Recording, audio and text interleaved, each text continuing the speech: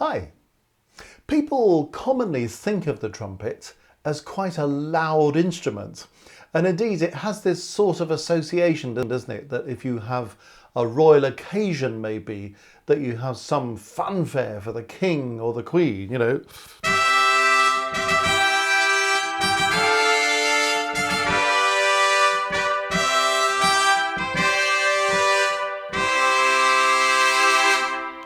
So we would recognise that sound straight away. And of course the trumpet can be a very powerful instrument in the orchestra.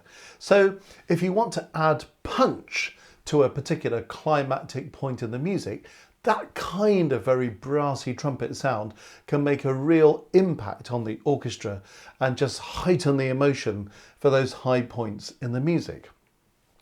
But it's also worth remembering, if you're going to orchestrate, that the trumpet is actually also very capable of making a much quieter, more mellow sound like this.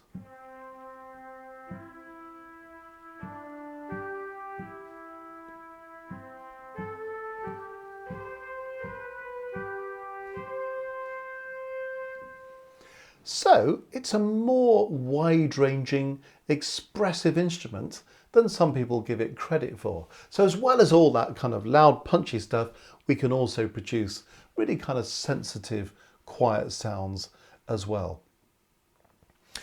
We've talked about the Baroque period and how the trumpeters were real virtuoso players because they had to play at the top of the instrument to manage adjacent notes in the harmonic series.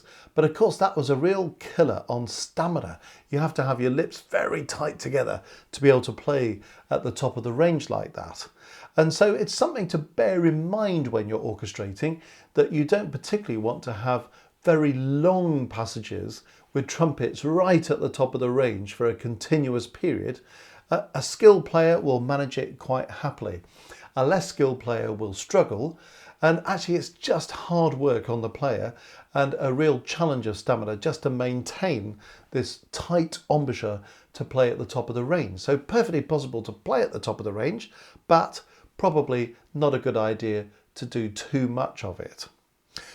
We already talked in the introductory film about how things changed in the classical period, and we had this idea of tonics and dominants really being reinforced by the trumpets, and often with other instruments like the horns and even the timpani as well, that you have this sort of tonic dominant kind of reinforcement from the trumpet. And often these kind of patterns that you get at cadences or during the course of a phrase that we sometimes call horn calls, they come in the horns and they're sometimes doubled in the trumpets. So we have that kind of effect going on in classical period writing, and it's still a very effective way of writing for trumpets in a different, more modern style if you want to. We've talked about how the three valves came along. That's something that happened around about the year 1815, something like that, where we really liberate up the instrument. So it means that we now have a well-established instrument in the trumpet that is much more flexible than some orchestrators might realise. It's possible for a good player to play fast passages and also to deal with wide leaps. Difficult thing to do if you're not such an accomplished player, but you'll find that there is quite a bit of trumpet music that really flies around the place. We have people able to do wide leaps.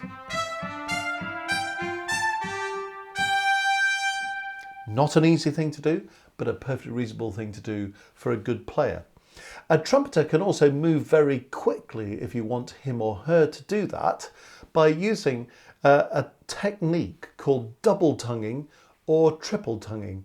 Normally notes are played with a single tongue, but you can do this tucka tucka tucka tucka and so on. So you can have what's called double tonguing or triple tonguing to make the sound really fast if you want to do that. So don't just think about trumpets playing slow music, which is often how people do perceive the trumpet. You've got the option of using mutes as well, which gives you certainly a potentially quieter sound, but mainly a different kind of tone quality. And we'll come back later in this series to talk about mutes in brass instruments. Now, let's just get to the nitty-gritty of what we're talking about with ranges and who transposes and who doesn't. The trumpet in the orchestra is usually in the key of B flat. Now this means that it is a transposing instrument. And if you've seen our films on the woodwind family, we've been through quite a bit of transposition there already. But just in case you're coming to this afresh, let's just double check what we mean. When we say an instrument is in B flat, what we mean is when the player sees the note C, what comes out of the other end of the instrument is B flat, which is a tone lower or a major second lower. So if you want a trumpeter to read the note C, what will come out of the trumpet is B flat.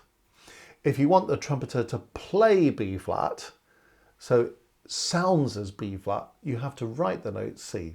So when you're writing for trumpets, if you're writing for a standard orchestral trumpet in B flat, you're going to have to transpose all the music up a major second from where you want it to sound.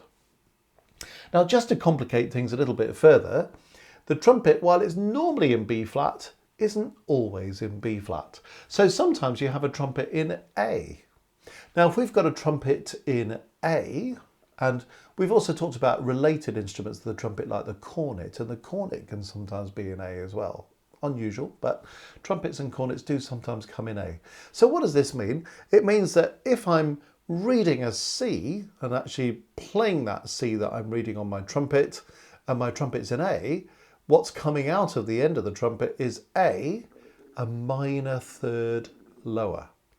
So if you're needing to write something for trumpet in A, you're going to have to transpose all the notes up a minor third in order to get it to sound at the pitch you want to hear it. Sometimes, and this can be a great blessing, you can have a trumpet in C, which means that the trumpet's at concert pitch. In other words, when you read a C and you play a C, it comes out as a C. So writing for trumpets in C is often the easiest way of dealing with these things. A player might use a different instrument or may just transpose the part. So you could write for a trumpet in C and then a player could play it on a trumpet in B flat and do their own transposition. Obviously it's kinder on a player to have things in the right key for reading. So it's worth thinking about this transposition. But if you think that most of the time the trumpet's in B flat, but it might just occasionally appear in A or in C, and there are other slightly less likely possibilities, but for example, you can have a trumpet in D. And sometimes trumpeters will play Baroque music on a trumpet in D because it creates just a slightly brighter sound. So that's maybe when that's going to appear. You might occasionally have a trumpet in E flat, which is perhaps less likely again, but does sometimes happen. And you've also got another trumpet, which is called the piccolo trumpet, when we're actually dealing an octave higher than the standard orchestral B flat trumpet. So hopefully that clears up the transposition thing. We've already mentioned in an earlier film that the trumpet has a couple of partners who tend to play in the brass band and maybe sometimes appear as guests in the orchestra, but they're not standard orchestral instruments. And they are the cornet and the flugelhorn.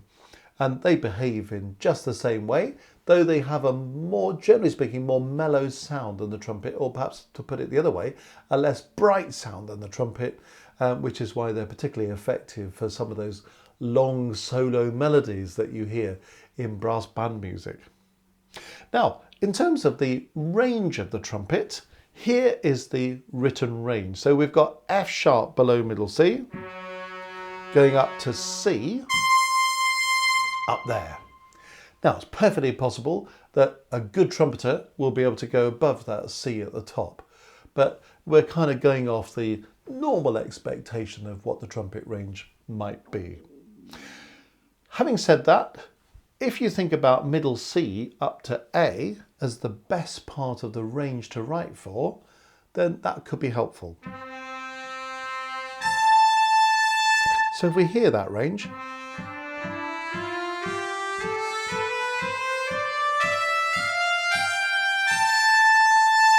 you can hear how the sound is getting a bit brighter towards the top. as the embouchure starts to tighten, the sound gets a little bit brighter. So there is a kind of change in colour, a little bit more mellow and warmer at the bottom. Nothing to stop you using this bottom diminished fifth of the instrument, but it is a different quality down there.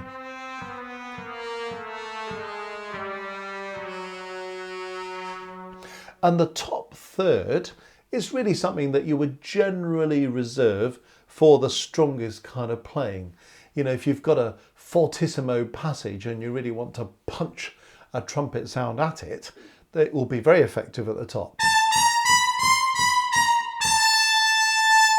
But you wouldn't particularly want that sound going on if you were in a more reflective mood with lower dynamics and maybe some warm strings and wind sound. You wouldn't want the trumpet blasting forth up there.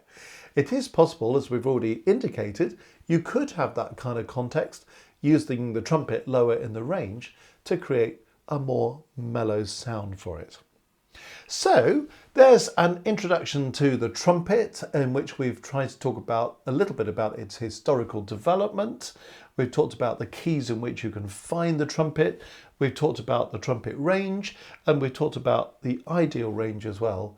And it's an invitation really in your orchestration just to think about the various different ways in which you can use the trumpet. So it's not just there for those loud reinforced passages where it can be very effective, but you've also got other possibilities to use it in a more mellow way, lower in the range, and also to use it in a more agile way than some people would realise. Fast notes, wide leaps, that kind of thing, using these techniques of double tonguing, triple tonguing, and to be able to vary the tone quality of it by using things like mutes as well. So, on balance, perhaps a more versatile instrument than many people would give it credit for, but it certainly makes its presence felt in the orchestra and provides a very special colour.